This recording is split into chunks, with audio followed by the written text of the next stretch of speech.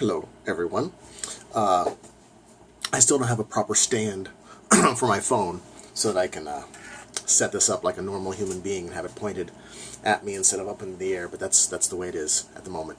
And this will probably be my last recording on this phone because this one isn't receiving phone calls or voicemails or anything.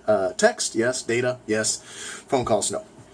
So my cellular, either the towers in the area, since this is just a GSM phone, after the hurricane, the GSM towers apparently are down.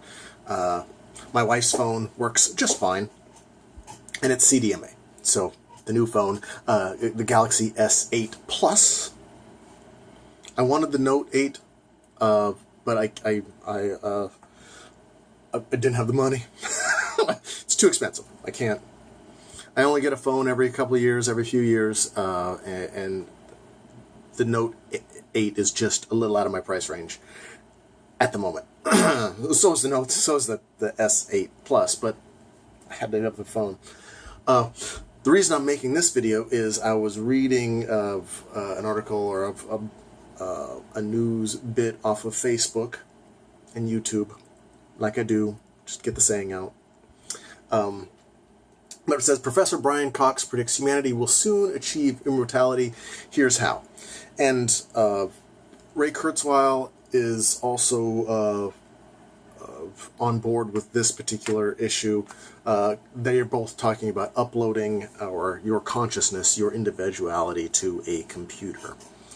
And he's saying there's no reason that a computer can't simulate a human brain, because if it can't, it's essentially physical. To suggest that a computer wouldn't be able to simulate eventually a human brain would be to suggest that the human brain isn't just physical, that there's something metaphysical or spiritual or otherworldly or magic, that there's no magic involved in the brain, which there isn't, which I'm totally on board with.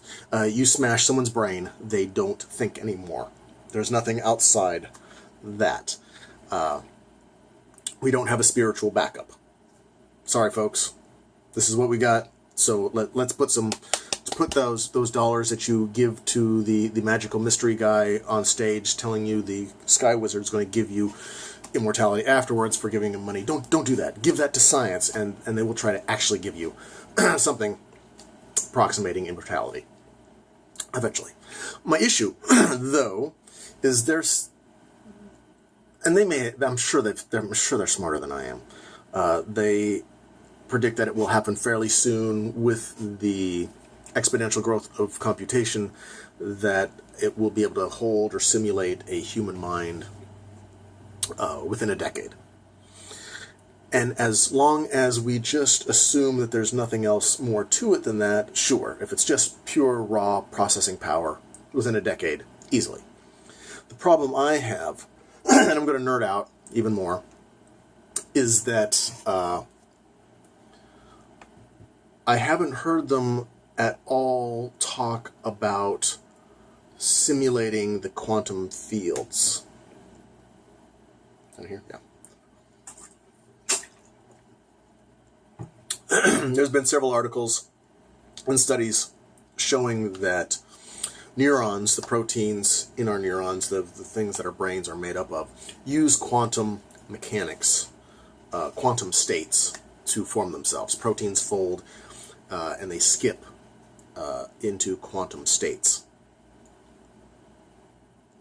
It's just how it works, folks. So my conclusion or my takeaway from knowing how that everything is involved in the quantum fields, I mean, everything is, when it comes right down to it, quantum fields. Everything is. Are they simulating quantum fields? Because my problem with it is that there's nothing magic about it, but we experience the universe a lot more organically than just ones and zeros. I don't want to call it psychic, but you get feelings, vibes, you get input from quantum fields. Everything, in fact, is a quantum field, so you get like a magnetic field. If you have a metal on and you walk into a magnetic field, you get information from that. MRIs use magnetic fields specifically to get high density information.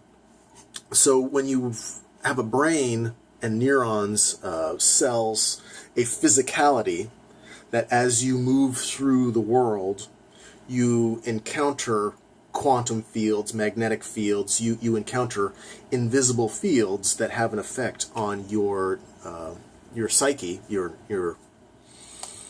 experience. If you were a purely hardware, purely a data-driven, computer-uploaded personality, I don't believe you would be as human, as conscious, as aware. It wouldn't be the same experience as you're having now. You couldn't simulate, or maybe you can. See, that's my question and my concern and my hope, that eventually we will have either fully synthetic personalities or uploaded personalities. And I'm just wondering if, and I probably should ask them this, if they have considered the lack of quantum entanglements as we move through our world as an obstacle to synthetic consciousness inside a computer. At least it would be a consciousness different from humans, because it wouldn't experience the universe as we do. And just a snag for my consciousness. Until they address that, I'm hopeful that someday I'll be able to upload my consciousness and do cool virtual reality stuff. But until then, I'm going to try and mostly stay in my own brain and experience the universe the old-fashioned way, but get some upgrades. Bring those upgrades. Damn it. Peace. Just the thought of the morning.